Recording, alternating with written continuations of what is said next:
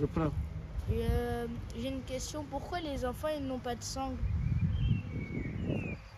Comment, mon ami, on peut répondre à cette question-là? Toi, tu peux répondre? Ah bon? Dis que les autres. Toi, tu salis, tu vas salir ta soutane après. Oui? Ce que moi je pourrais lui répondre, c'est que dans un premier temps, avant de mettre la sangle, il faudrait d'abord avoir l'impression d'aimer. Et avant d'avoir l'impression d'aimer, il fallait avoir un certain âge, c'est-à-dire un peu atteindre la maturité. Parce que on ne peut pas imposer. Enfin, il y a eu des cas, des exceptions qui ont été faites dans certains cas pour lesquels, à des cas précis, l'enfant, on lui a imposé la main et effectivement, il pouvait aller par la suite œuvrer dans la paroisse. Mais ça, c'était des cas précis.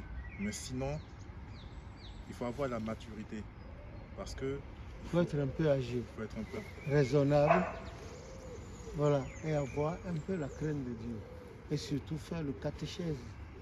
Voilà. Regarde le frère Michel, lui par exemple. On va lui donner la sangle. Hein? Oui. Hein? On va te donner la sangle.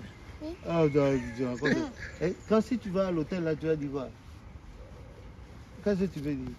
Hein? Qu'est-ce que tu veux dire? Monsieur Toy, Oui.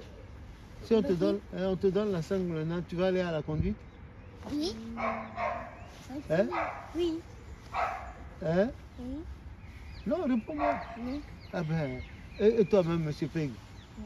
Ah ben alors, donc ta question, voilà, c'est. Lui, il a posé une question sur la curiosité tout à l'heure. C'est bon, mais ce que le devancier Abiola a dit, c'est pas mal, seulement que un enfant ne fait pas la différence entre ce qui est bon et ce qui n'est pas bon. Pour aller à l'autel devant Dieu, il faut tout faire pour être du côté de la purification et la sanctification.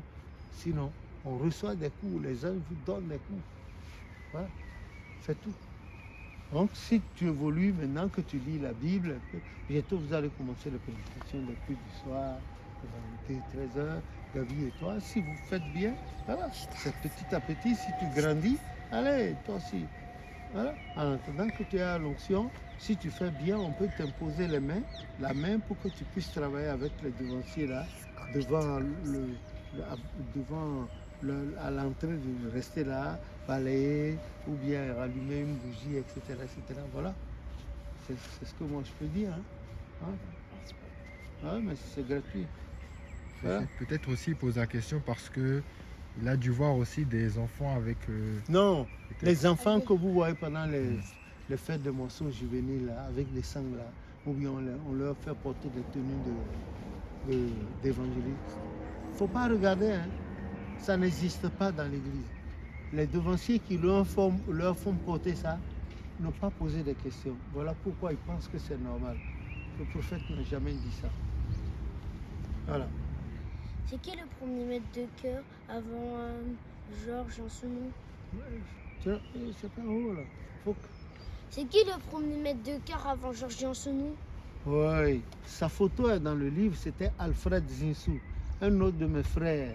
Alfred Zinsou est un autre de mes frères. Lui, il avait été habillé publiquement. C'est le prophète Osopha lui-même qui lui avait porté en 1961 la tenue de maître de chœur. Bleu, blanc, bleu là. La tenue de maître de chœur, ça. Et après, il a voyagé. Quand il a voyagé, il fallait quelqu'un pour diriger la chorale. Et après, lui, que le prophète avait nommé Georges, celui après lequel je suis né, maître de chœur. Et pendant ce temps, lui-même, le prophète, il était à la chorale avec nous. Papa Agba aussi était à la chorale avec nous. Papa Oshofa était à la chorale avec nous. Et puis les papas Bouton, tout ça, on était à la chorale. Papa Emmanuel Oshofa, on était dans la même chorale à la paroisse mère là-bas, à Porto-Nouveau, le siège suprême de l'église. Voilà. Est-ce qu'il y a d'autres prophètes avant Papa Oshofa? Bon, bien sûr, la preuve, dans la Bible. Dans la Bible, il y a eu plein de prophètes. Les prophètes, Ézéchiel, Jérémie, Ésaïe. Je parlais pas de ce temps, je parlais du temps de Papa Oshofa. Au temps de Papa Oshofa. Oui. Au niveau de l'église du Fils Saint, il était le pasteur, prophète, fondateur de l'église. Mais en ce moment-là, il y avait d'autres aussi qui se faisaient appeler prophètes dans leur église. Il y a plusieurs églises. Hein? Celui qui fait son église, il se donne le nom qu'il veut. Voilà, c'est ça. Il y a d'autres qui se faisaient appeler pasteurs, d'autres se faisaient appeler prophètes. Ils se donnaient des noms. Voilà. Ouais, papy, j'ai remarqué que la plupart des générations d'aujourd'hui, notamment les enfants, beaucoup n'écoutent plus trop leurs parents. Et j'aimerais savoir pourquoi. C'est-à-dire ils préfèrent, par exemple, à l'école, faire des bêtises avec leurs amis. Je comprends pas, est-ce que c'est au niveau de l'éducation ou... Oui, en grande partie. Cela dépend de l'éducation et des parents. Mais, je l'ai déjà, je n'arrêterai pas de le dire, vous voyez, nous sommes en France, en Europe. Et, par exemple, pour travailler, il faut aller loin, très loin. Donc, pour arriver à l'heure au travail, maman est obligée de vite partir. Des fois, elle ne trouve pas rapidement le train, le RER. Donc, elle est obligée, étant obligée de vite partir. Donc, elle sort déjà à 5 heures. Elle sort de la maison pour partir. Papa aussi travaille ailleurs. Donc, pour avoir de l'argent pour s'occuper des enfants. Donc, pendant que papa et maman sont en train de partir, les enfants restent seuls. C'est vrai, il y a à manger. Il y a à manger. Ils vont à l'école, ils reviennent. Mais il n'y a personne pour leur dire non, on ne fait pas ça. Non, on ne fait pas ceci. Non. Et ça dure comme ça tout le temps. Ça dure, et à force.